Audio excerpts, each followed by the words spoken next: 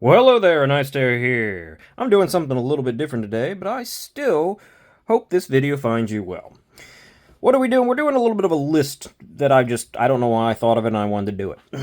This is 8 small knives, or small to medium knives, that feel bigger than they are. Knives that you feel like you're getting more or can do more with than you might think just out of the gate. Does this matter? Who knows? But I'm doing it. So, and to fit any sort of budget too. This really gives a pretty wide gambit to very budget knives to very much so not budget knives. particularly these two. Let's start things off. This is going to be a quick video. The Civivi Elementum. This is a small knife. This is about 3 inches of blade. They say it's actually a little bit under, but if you actually count that little bit of flat that protrudes, it's about 3 inches of blade. However, this does not feel like a small knife. The way it's set up, the fact that you have extra space here, the fact that you get your full 4-finger grip, I mean, all of these you can get your full 4-finger grip on. But you feel like you actually have just like a little bit of place to move. And this is in, of course, this one is in D2. There's 14C28N versions. These are budget knives. These are pretty inexpensive knives from Civivi. The original variants, these ones can go from anywhere from like $40-some to, I mean, you can of course get the button lock in 14C28N. It can get decently more expensive, but I think they all still pretty much fall into the budget category. And these are great. They're on bearings. They're liner locks.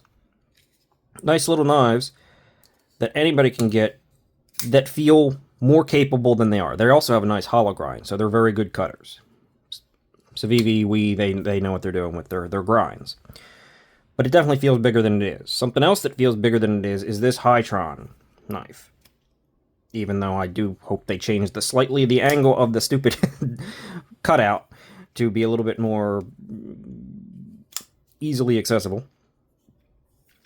This one. This is a small knife. I mean, what are we looking at? We're looking at, I think, still about 3 inches of blade. Do we have more than 3 inches of blade? We have slightly more than 3 inches of blade, but not even 3 1/4. Very little. Very thin. This is an M390 and FRN, and it's $79, I think? It's crazy good expensive. The HK4 model. This is a meaty little thing with good deep carry pocket clip. It's just about budget. It's a button lock knife with a very interesting button lock setup with heavy duty like stops and everything like that. It's very interesting. It's very solid, surprisingly so. Thin blade. But even back here, I can get a full 4-finger grip. Even here. And when you just feel this knife in hand, you don't feel like you have basically a 3-inch blade to work with. Whether it's the angle or whatever, you feel like you can get a lot more done with this thing. And this is actually a pretty recommendable knife overall, too. In fact, all of these are, but let's be honest. Another one, we're going to go super small. This is the Damn Designs Anzu. This is the original one. They have a larger one. But the small one, I mean, this is one of only 2 5th pocket knives I have. This thing is tiny. You've got under 3 inches, well under, I think. You've got 2 inches of blade. Yeah. This thing is tiny. And yet, wrapping around here, just because the way they finished it, with the chamfers and everything like that, I can get a full 4-finger grip on here. I don't feel like I have a lot of blade, but I feel like I've got a more substantial knife than I do in my hand. And this thing is great for those little quick tasks. It is a liner lock. It is in G10. It is budget territory. You've got a reversible clip with a nice little filler tab, lanyard post. These things are really good. Damn Designs is one to always watch out for. They've got models with Kaiser, Kubi, they've done quite a few with. They've got some of their own. They did some good fixed blades that I want to try to get a couple of. Yeah. Fun design. Little extra bits of design element in this thing for a solid knife that feels bigger than it is. Also on bearings. In fact, they're all on bearings. These are all on bearings. So if you don't like bearings, I actually can cover you there too, because this one, the QSP Penguin, the QSP Penguin, of course, comes in the V2 with bearings, this glide lock with bearings, but the original one, not so much with bearings. Those are on phosphor bronze, so I do have you covered here. This knife, the QSP Penguin. The QSP Penguin, 3 1/8 of blade. Yet, this thing feels like it's got good reach, good utility cuts, great functionality, especially with the Wharncliffe shape. You're definitely going to be using the tip, or not Wharncliffe. Well, technically it is a Wharncliffe. I think Wharncliffes are still considered sheep's foot.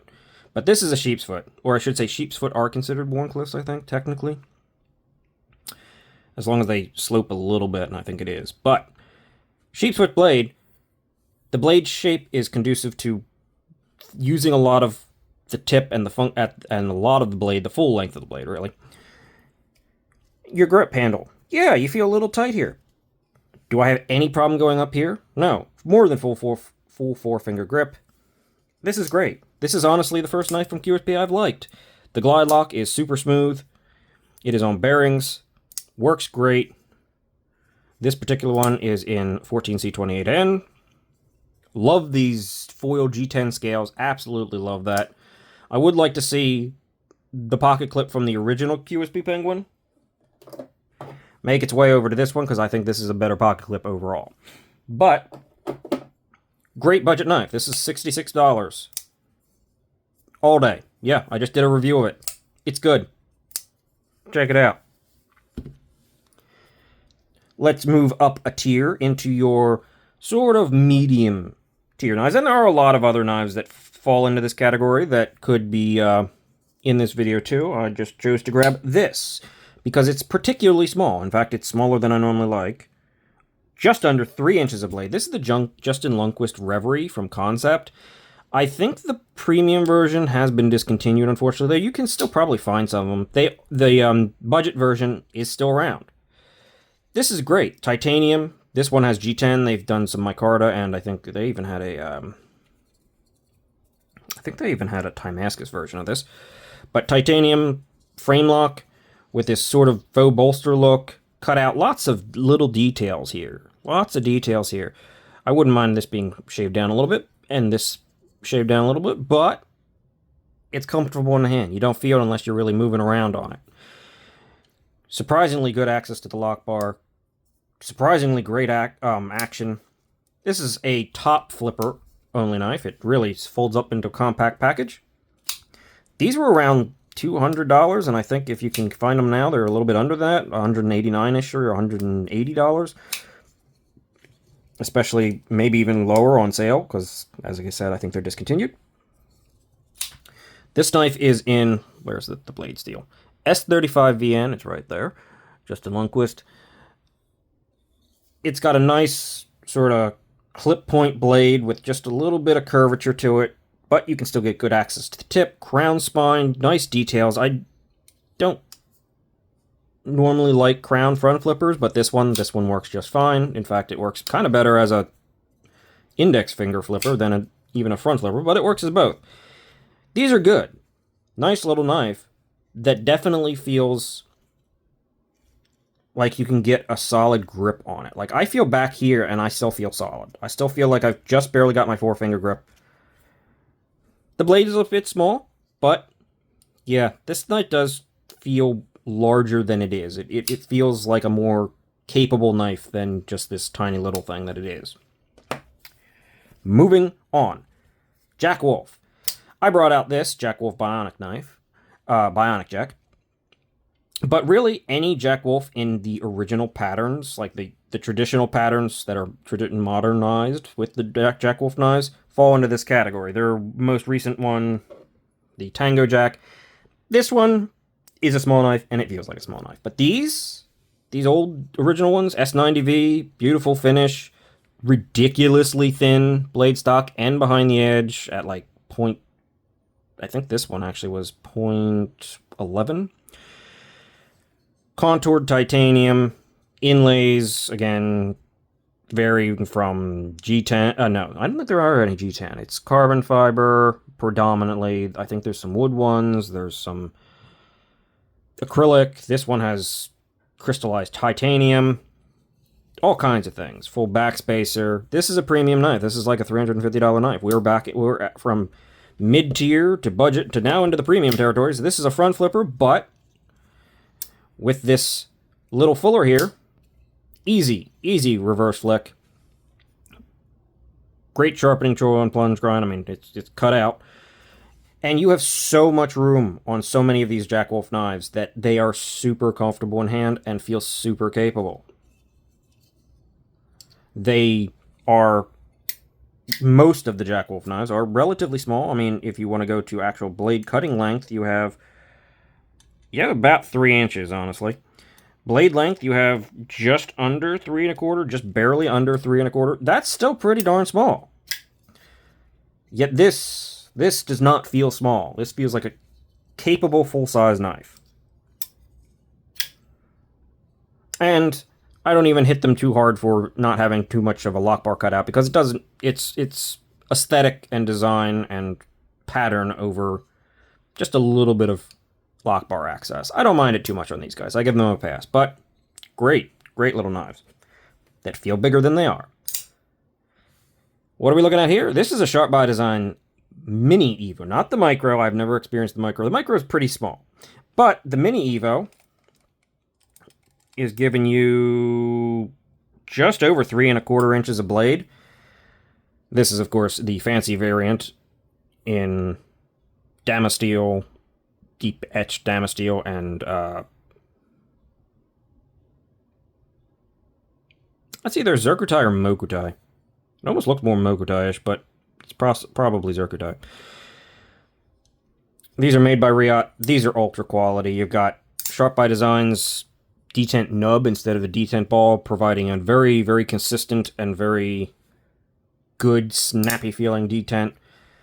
This one is the Tonto Harpoon Tonto, dual ground with a flat and hollow.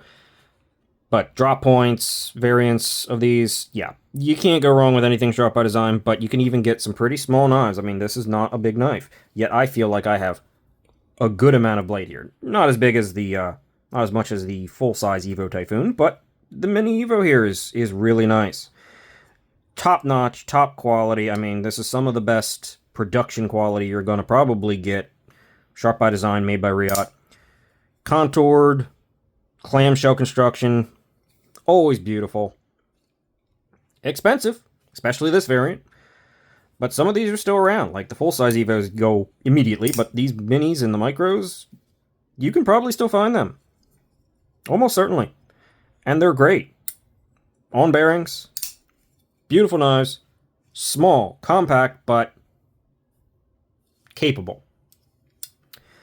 And to finish things off, probably the most expensive knife here is the CKF collab with David Lespect, a custom knife maker. This is the Davilis, and a variant of one of his custom knives. And yeah, this knife, you have basically 3 1/4 inches of blade. Not that much, not a ton. But this handle, the ergos, the way it's shaped, the way you can get into this thing and just be so comfortable. Even if you have to go back here. I mean, I still feel pretty locked in on this knife. Back here. It's crazy. It's contoured. This particular one has carbon fiber and Zircutai. There were full titanium variants, or Zircutai, or crystal tie, whatever. But it's a titanium liner lock, big Zircutai pocket clip, S90V blade steel. These were small batch, limited run, hand finished, lots of CKF thing. But these were expensive as heck. But, my word, do you feel like you have a capable full-size knife in your hands, even if you've got what is relatively small blade?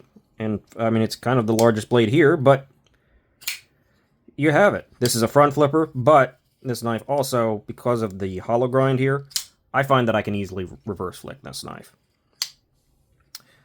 Amazingly great knives. Well, for a second there, I thought it was coming off, which wouldn't be surprising. I don't have Loctite in the pivot, but it's not. It's held up.